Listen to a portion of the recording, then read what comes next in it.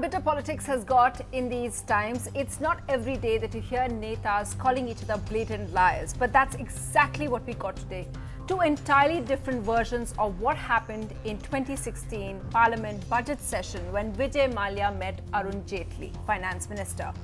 On Reality Check, we'll be bringing you the two versions, and what's interesting is that we'll be playing out a big interview of a key player who's backing up the story that someone tipped off Vijay Mallya, and that's why he left. Yes, that's NDA Attorney General at the time, Mukul Rohtagi, giving us a strange sequence of events that day. But first, the day started off with a complete negation of what Finance Minister Arun Jaitley has said till now about his meeting. PL Punia, who is Mr. Jaitley's colleague in Rajya Sabha, today went public with the fact that he was an eyewitness to that meeting. He said, in March 2016, I was in Central Hall of Parliament and I saw Mr. Jaitley and Mallya talking in the corner. After 5 to 7 minutes, he said, they sat on the bench and started talking. Mallya had come for the first time just to meet Mr. Jaitley. After that, on the 2nd of March, I beg your pardon, he left for London. My reaction then was, he met Arun Jaitley just 2 days ago. You can look at the CCTV and see if I'm wrong. And if I'm wrong, I will resign. Well, that's quite a challenge there from PL Punia. And if you've forgotten how that differs from Mr. Jaitley's version, let us remind you, because it completely turns it on its head and challenges Parliament to release footage of it. Now, Mr. Jaitley had said just yesterday that Vijay Mallya misused that privilege on one occasion while I was walking out of the house to go up to my room. He paced up to me to catch up with me, and while walking uttered a sentence. He said, I'm making an offer of a settlement. Having been fully briefed about his earlier bluff offers, I curtly told him there's no point talking to me and he must make offers to his bankers. I did not even receive the papers that he was holding in his hand, Mr. Jaitley said. Besides this one sentence exchange, there is no question of my having ever given him an appointment. So the question really is, who is lying? Now, the CCTV footage is usually stored in Parliament for just 3 months, so we may not get it. It may never be made public. Also, issues of privilege in releasing that footage. But two MPs, one a finance minister and one the former head of the SC/ST panel and member of Parliament, who is speaking the truth? How do we find out? Well, Rahul Gandhi, Congress president, said that it certainly showed that the alert on detention, which was diluted, was a political decision. Economic offender London भागने से पहले finance minister से 15-20 minute के लिए parliament house में बात करता है। फाइनेंस मिनिस्टर झूठ बोलते हैं, कहते हैं कि नहीं, कॉरिडोर में मुझे पकड़ा और मुझे कहा कि मैं लंदन जा रहा हूं। तो ये क्लियर कट कल्यूजन है, इसमें कोई ना कोई डील हुई है और फाइनेंस मिनिस्टर को सीधा बता देना चाहिए क्या हुआ है, उनको रेजिग्नेशन दे देना चाहिए। एब्सकॉन्डर फाइनेंस मिनिस्टर को कहता है कि मैं अब लंदन जाने वाला हूं और फाइनेंस मिनिस्टर ने ना सीबीआई को बताया, ना ईडी को बताया, ना पुलिस को बताया। क्यों नहीं? पहला सवाल। दूसरा सवाल, जो अरेस्ट नोटिस था विजय माल्या पे, उसको इन्फॉर्म नोटिस में किसने बदला? And how did the BJP respond to this major allegation about how the story changed? Well, they turned around and they said that, well, if PL Punia, if he was an eyewitness, should have spoken before. जैसा माननीय अरुण जी ने बताया कि he tried to talk to Shri Jaitley, who snubbed him. और जब उनको सिद्ध हो गया कि तो जो हम बात कर रहे थे वो झूठी है, तो एक किसी को खड़ा कर दिया ये बोलने के लिए कि वो मैंने सुनी थी बात। अब मुझे ये नहीं मालूम है कि वो बैठ के वहां ईव्सड्रॉप कर रहे थे, कहां से उन्होंने कहानी बनाई, कहां से विषय निकला, और 2 साल 2.5 साल बाद आज उनको सडनली याद आता है। So completely undercutting that statement by an MP, which turned around what the finance minister had said. But in all this he said, she said, there are so many questions. And what's really strange is what happened that day, especially because of the curious timing of Vijay Mallya's departure, where then Attorney General Mukul Rohtagi revealed in September of 2016, that year, in Supreme Court, that Vijay Mallya left the country the day the banks took him to tribunal. I'll say that again because it's a little complicated. The Attorney General that time, who was representing the consortium of banks, told Supreme Court in September that year that Vijay Mallya had actually left the country the day the banks took him to tribunal. And why is that? Because the banks reported him to that debt recovery tribunal, and they had proposed to that tribunal to seize his passport and arrest warrant, something which hadn't been done by the CBI till now. And the debt recovery tribunal, if it acted on what the banks wanted, then he would never be able to travel again. Well, what was that about, the curious timing? Well, I spoke to Mukul Rohtagi about it just earlier. You represented the bank's consortium that was pleading its case against Vijay Mallya in courts. Is that correct? That's correct. So, one of the really interesting things, of course, that you said at that time was actually about the day that Vijay Mallya left, which is the 2nd of March 2016. And you talked about, which you told the court, about that very interesting coincidence of the move that the banks were making on the very day that he left. Tell us about that.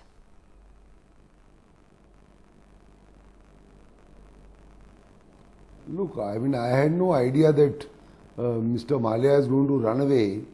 I mean, he had been a businessman in India. He was established in India. He belongs to India. His father did well in India. And the fact that he had run up a huge debt because of Kingfisher, I mean, I thought that he will ultimately settle it out, and nobody had any inkling of the fact that this man will just vanish one day. And I mean, I was quite taken aback when I realized that he had gone away. That's all I can say. And you had also said in court, sir, this taken aback, of course, that was the big kind of revelation that came, that the government and the authorities knew because of that lookout notice that he had passed, but, you know, they weren't stopping him. What was interesting, what you told the court on September 2016, sir, was that on that very day, the banks had moved the DBT, the Debt Recovery Tribunal, so that his passport could be seized and that a warrant could be issued. And if that had actually been taken place much before, then Vijay Mallya would never have been able to escape.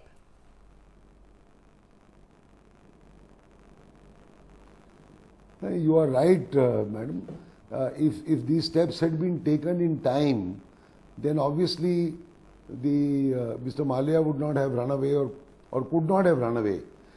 But, you know, it's not a very routine kind of an issue that you seek a deposit of somebody's passport or you seek a lookout notice. These things are becoming more and more prevalent now. But, you know, in regular civil practice, these are not orders which you generally seek, because you don't expect people who have established businesses with thousands of employees and offices and, you know, assets, that they will just kind of vanish. But in the last couple of years that I have seen, these things are becoming more and more prevalent, which were not there earlier. Whether you talk of Modi or you talk of Mallya or you talk of Choksi and all that. So it has become more rampant now in the last some years that people have kind of woken up to this fact. But yes, you are right. Had these steps been taken a little earlier, things would have been different. But I personally feel that in all probability Mr. Mallya would have had to come back compulsorily. I think December 10 is the date of the judgment, and I personally have no doubt that the British court would respect the proceedings launched in India and that Mr. Mallya is a fugitive from justice in India, and a huge amount of debts have been run up by him and his concerns, and that the British court would order extradition. That's what I feel.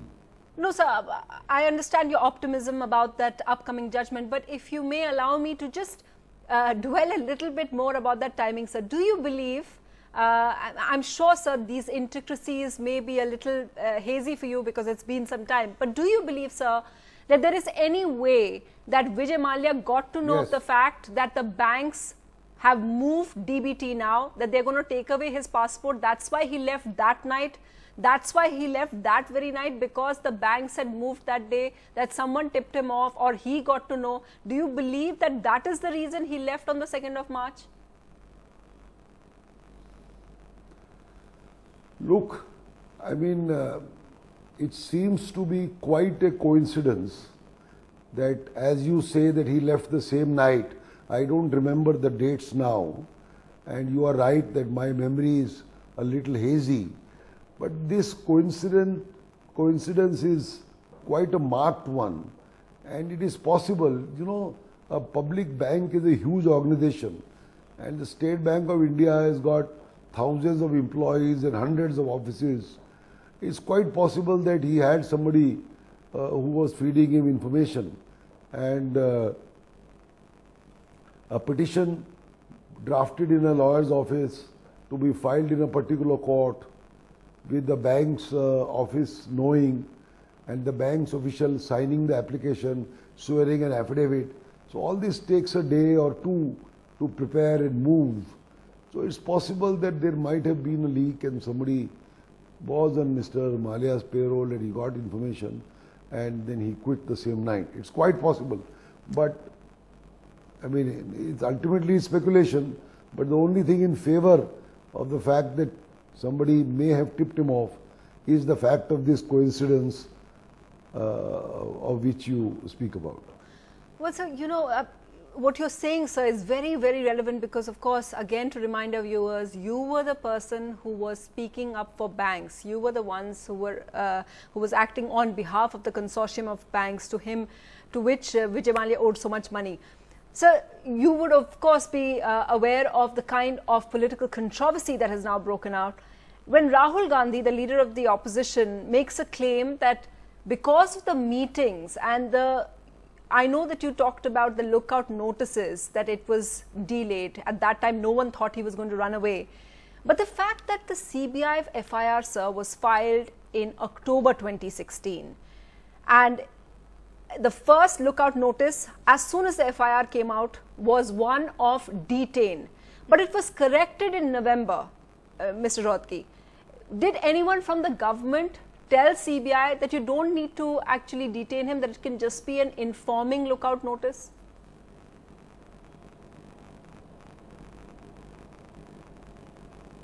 Madam, I don't know.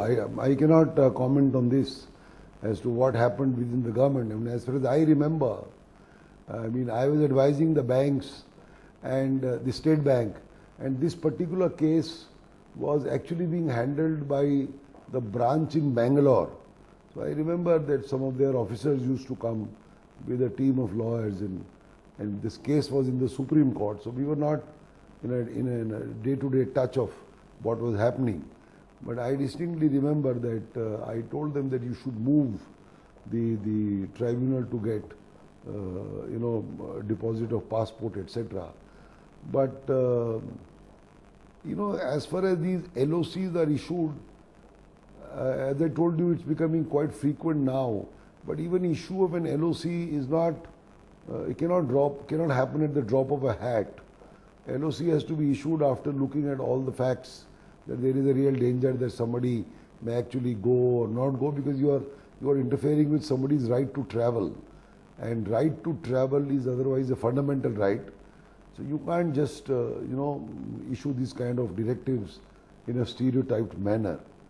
But maybe if people had been vigilant, things would have been a little different. So the former Attorney General calls it a marked coincidence that Vijay Mallya left the same night that the banks took him to that tribunal. What is all this about? And who's speaking the truth over here? Well, to talk about that, we have Aishwarya Bhati, who is the member of the legal cell of the BJP, and Sanjay Jha, spokesperson for the Congress. Ms. Bhati, you just heard the topmost law officer till recently of the country saying that, actually backing up the story which the Congress has been saying, that someone seems to have tipped off Vijay Mallya. Wouldn't you say that now the government has to answer? Yes. Sunetra, I think you will also remember that he also very clearly said that this is all ultimately still in the speculative domain, and it's a criminal investigation that is ongoing, that has not been completed because this fugitive has been running away from the process of the law. And ultimately, I am not privy to investigation. I am sure he is not privy to investigation. The government will answer for itself. But at this point, to get some inputs from here and there, and then trying to build up the whole story, I don't think we can get into a media trial kind of a situation. No lawyer will be able to speak anything more than that. Of course, the political parties will definitely do. There's a lot of gunfire here, which is very, very volatile and potent, but legally everything is still in the domain of investigation. So therefore it is very, very, speculative. It is still not formalized. So and investigation is something that's not in public domain.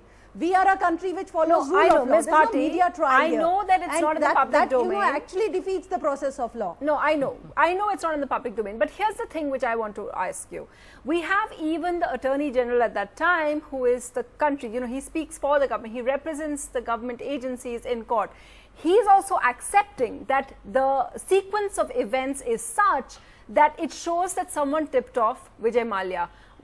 But if the government doesn't acknowledge that, how would they inquire into that? Because the government seems to be in complete denial of that. That's what I'm asking you, that they're obviously not probing that aspect if they're completely denying it. They're saying what PL Punia or what the Congress is saying is a complete. And yet we all have so many questions about this. The former Attorney General has so many questions about this, Ms. Bhati. That's what I'm saying. Why is there so much denial about it?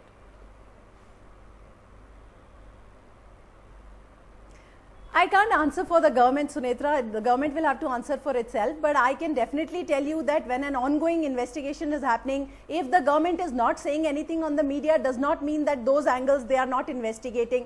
Mr. Rohtagi also very clearly pointed out, there's a whole paraphernalia that before a matter is prepared and filed in court and a hearing is obtained, there's an entire paraphernalia that works on it. So, yes, it is too much of a coincidence, but how it has happened, in what manner it has happened, it will come out in public domain after the investigation is complete. I think as of now, it is speculative. Nobody can comment more on it, not the lawyers at least. The lawyers can't, but that's what I was asking. Are they looking into this, or do they just let it lie with the CBI aspect? The CBI's conclusion today saying that, look, it was a technical mistake. We first stick the detain lookout notice, and then later, just a month later, we changed it. Why was that done? Why was he considered a threat before? They're saying that it's because later on he kept coming for investigations and interrogations, but it really doesn't add up. Sanjay Jha, I have to ask you that the BJP and Piyush Goyal, when they spoke today, they raised a valid question. Why is it that we never saw PL Punia come out before and challenge the minister? Because if he'd seen it before, and I know that the Congress raised it in Parliament in 2016, but we never saw PL Punia come up before and talk about it. Sunetra, for the very same reason that we never saw Finance Minister Arun Jaitley wake up and tell the people of India that he had had a long chat, 15 minutes approximately, with Vijay Mallya. That's exactly what Mr. Punia has alleged. And, as they say, the proof of the pudding is in the eating, right? So what is the Modi government apprehensive about?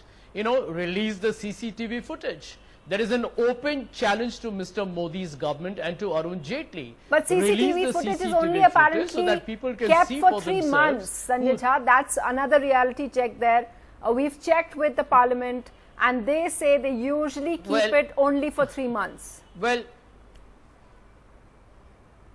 Well, let even that be investigated. But let me tell you, I mean, there are two very intriguing insights into what Mr. Jaitley has said. Number one, Sunetra, he acknowledges that he was told by Vijay Mallya that Vijay Mallya is leaving for London.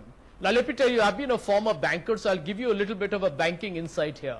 The SBI and the entire consortium of banks reports to the Finance Ministry. Don't be under the false impression that the banks suddenly got into action and Mukul Rohtagi represented them in the Supreme Court on March 2nd.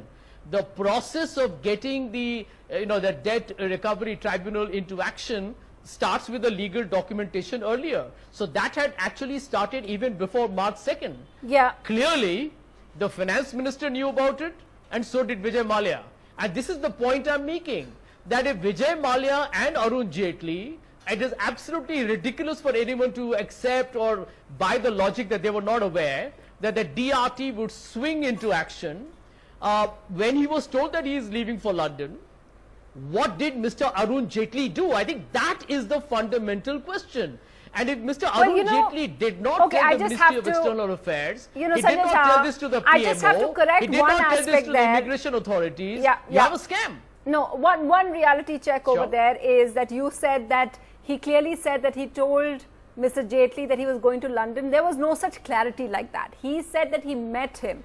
Initially, it wasn't even clear. He didn't even mention the date and time where he met. He said, before I left, I met him. It was as vague as that. And he said about the offer to repay. That was made clear. There was no London mentioned there. So that's just a clarity on that. But if we just look at some of the other things.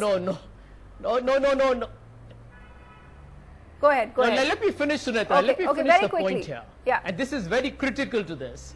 That it is an extraordinary coincidence that a debt recovery tribunal goes to the Supreme Court, represented by Mukul Rohtagi on behalf of all the banks to recover the money and revoke the passport of Vijay Mallya. And Vijay Mallya has left the country exactly a couple of hours ago. Well, that's what we are exactly talking about. Aware of a 9,000 crore outstanding. This is not, I mean, no. So the point is that Mr. Arun Jaitley cannot pretend that he was not aware of the legal process underway, which would have prevented Mr. Mallya from going. Okay. The lookout circular, I will tell you you made your point there. That you need to point out. Okay. 1 minute, 30 seconds. The lookout, just 30 seconds. I'll give you a very pertinent point here. The lookout circular was changed from detain to inform. Now the question you need to ask Mr. Modi's government is, was the CBI even informed? Was a diluted CBI circular, was even that implemented or executed? It was not. And therefore, I think this becomes an extremely unambiguous open and shut case of, what I call as political I'm sorry, that's incorrect. We've been reporting on what the CBI has been saying, and CBI says, that's what I said, that CBI's version is also a little far-fetched, because they're saying it's a technical thing that they put out something. They said they're saying the official who is the immigration official or the FRRO, they detain where it should have just been informed. That's what they're saying. So they're saying they've taken all the blame, saying, look, it was our mess up, and the reason why did it was we knew that he would come for questioning. Whether we believe that or not is different, but it's CBI. They're saying that they are the ones, so they definitely knew that. So that aspect that point you were making, that's incorrect. But Aishwarya Bhati, here's the thing. And we know who the CBI reports to, right? Here's the thing, Aishwarya Bhati. We've heard the Finance Minister's version. He didn't speak today, but we heard a very detailed version which completely turns around the story. As I asked the Congress spokesperson as well, I just wanted to ask you, as a lawyer who's working with the legal cell of the BJP, the fact, isn't it a hole in the Finance Minister's version that he says he gives all this version, but when there was a parliament discussion about it in 2016, that he didn't speak at all. He didn't give the fact, and that's what the Congress is therefore attacking him with, that why didn't he come clean with this before? Well, Sunitra, before I go on to the question that you asked, I have something to clarify on the lookout notice also. I am not privy to the investigation files. I have no idea about it. I have also read it from whatever is on the public domain, but it is also on public domain now. It is also on public domain now that when the lookout notice was issued, he was actually out of the country. Mallya was out of the country. And after the downgrade of the notice, he actually visited and participated in the ongoing investigation and the processes on several occasions.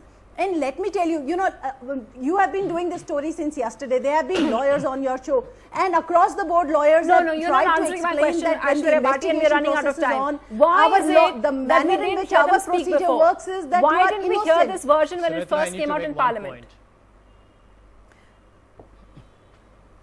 Even now, you will not hear them speak, Sunetra. Nobody will speak about investigation. No, it's not about investigation. Only the investigative It's body about is privy meeting. to. No, it's not about We can't have investigation. media trial. It's That's about not meeting. the system in India. It's about meeting Mallya. That's what wasn't said before. So there are so many unanswered questions and we're completely out of time. And hopefully, just as we had a key player today saying that someone has to have tipped off, that's former Attorney General Mukul Rohtagi. Hopefully, we should have more revelations so that we are in the clear about what really is the reality about Vijay Mallya's exit from India. That's a story we'll keep tracking. That's it on the show tonight. Thanks for watching. Goodbye.